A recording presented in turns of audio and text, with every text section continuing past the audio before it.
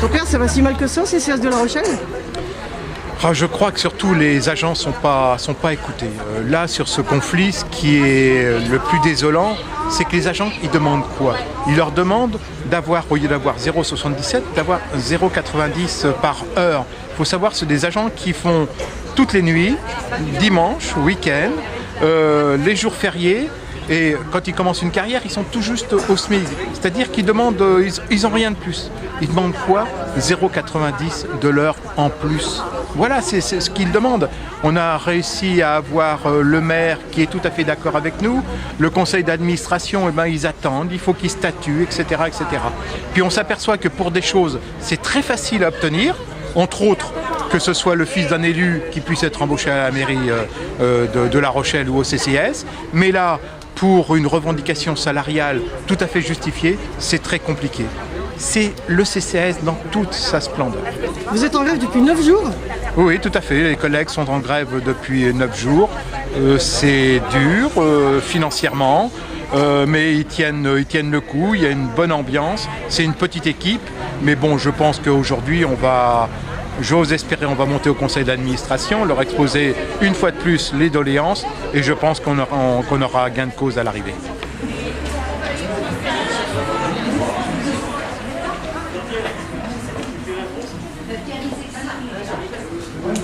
Qui se passe sur les personnes qui travaillent de nuit dans les EHPAD. Alors, dans un premier temps, je vais leur donner la parole parce que c'est quand même eux qui sont les premiers concernés. Et ensuite, Karine, vu qu'elle est issue du CCS, qui parlera globalement de tous les problèmes et les inquiétudes qu'il y a au CCS. Alors, je donne la parole d'abord aux personnes des EHPAD et qui travaillent de nuit.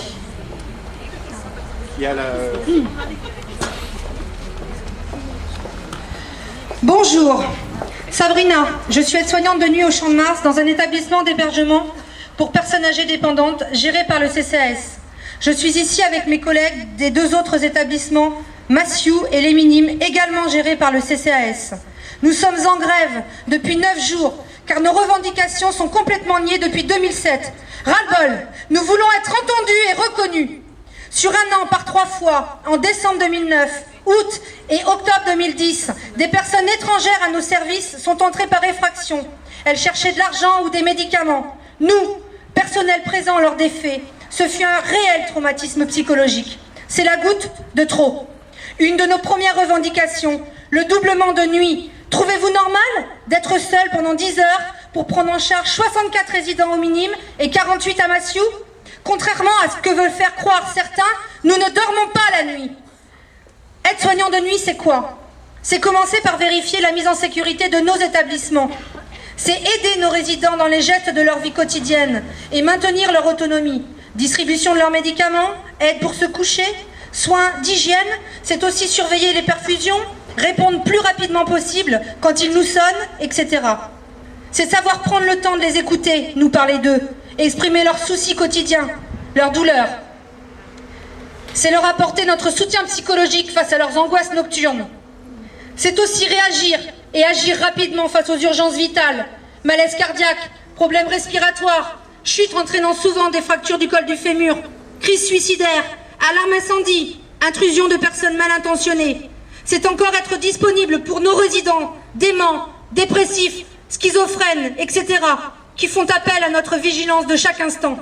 C'est en plus assurer des tâches comme le ménage, la lingerie, la préparation des petits déjeuners, la distribution des bouteilles d'eau et des protections pour l'incontinence dans les chambres, préparation des chariots pour les équipes de jour, et c'est aussi accompagner nos résidents jusqu'à leur dernier souffle. 2 agents ne seraient-ils pas de trop au service des personnes âgées afin d'assurer leur sécurité et leur confort?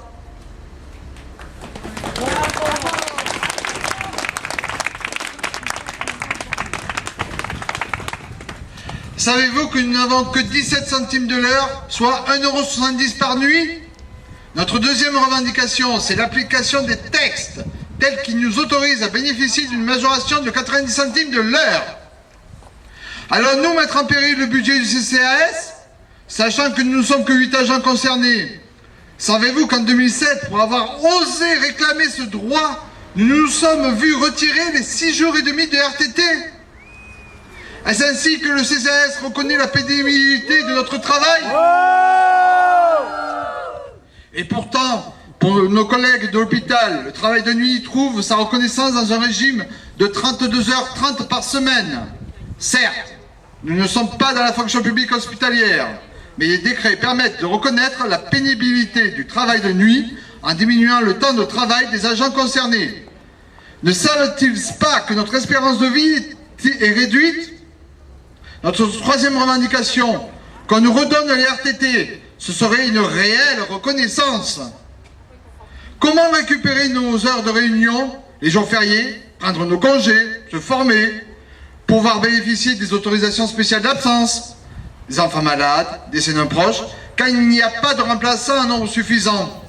Notre dernière revendication, que le CCAS recrute du personnel pour l'équipe de remplacement, à ce jour, elles sont 2. Accepter de faire des nuits. Nous avons rencontré M. Bonneau, maire de La Rochelle et président du CCAS, qui trouve que nos revendications sont plutôt légitimes. Il devait interpeller M. Beneteau, vice-président du CCAS, et le conseil d'administration. À ce jour, nous n'avons toujours pas de réponse. Et c'est ce que nous sommes venus chercher aujourd'hui.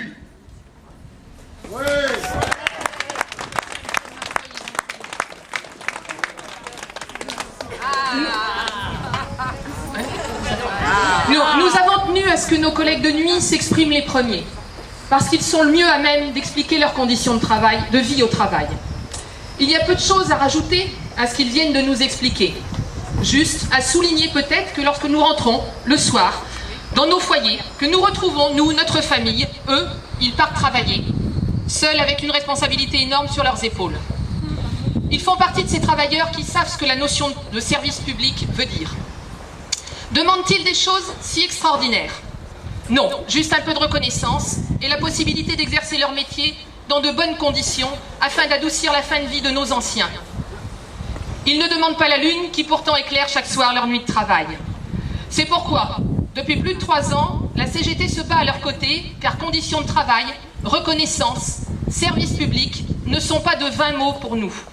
Et depuis 2007, nous n'obtenons pas de réponse et nous nous heurtons sans cesse à l'inertie du CCAS. S'ils sont là aujourd'hui, c'est pour exprimer leur ras-le-bol et afin d'obtenir autre chose que du mépris. Parce qu'on ne fait pas grève pendant 9 jours par plaisir. Parce que leurs revendications sont légitimes. Nous demandons des réponses au conseil d'administration réuni ce jour.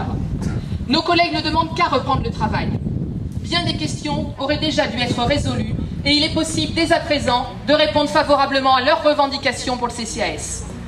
CCAS, Centre communal d'action sociale. De plus en plus de collègues nous demandent si ces mots ont encore un sens. Au-delà de la lutte de nos collègues de nuit, que chacun d'entre nous est ici venu soutenir, c'est l'ensemble des dysfonctionnements qui ne sont plus supportables que nous venons également dénoncer. Parce qu'on ne peut plus continuer comme ça. Il ne se passe plus un jour sans que nous soyons interpellés par nos collègues en souffrance. Catégorie A, B ou C, tous nous sommes en difficulté. L'institution est-elle devenue si maltraitante envers ses agents? Malheureusement, oui. 4 établissements pour personnes âgées. 4 façons différentes de gérer le personnel. 3 crèches, même constat. On décide de fermer les crèches aux usagers une semaine de plus par an sans consulter au préalable les élus du personnel sur les changements induits sur les conditions de travail. On méconnaît les droits des aides à domicile et on les traite différemment des agents de la ville en termes d'indemnisation d'astreinte par exemple. Les salariés se morfondent dans l'attente de réponse à l'action sociale. Des salariés se retrouvent en souffrance et en pleurs dans nos bureaux face aux problèmes de gestion de leurs dossiers médicaux, maladies professionnelles, accidents de travail. La filière médico-sociale essentiellement paye un lourd tribut et attend que les dossiers soient pris avec sérieux et compétence. La liste est encore longue et chacun d'entre nous a une bonne raison d'être ici aujourd'hui. Les élus du personnel CGT s'épuisent dans les instances CAP, CTP, CHSCT, sans même parler des jurys où leur voix n'est pas entendue.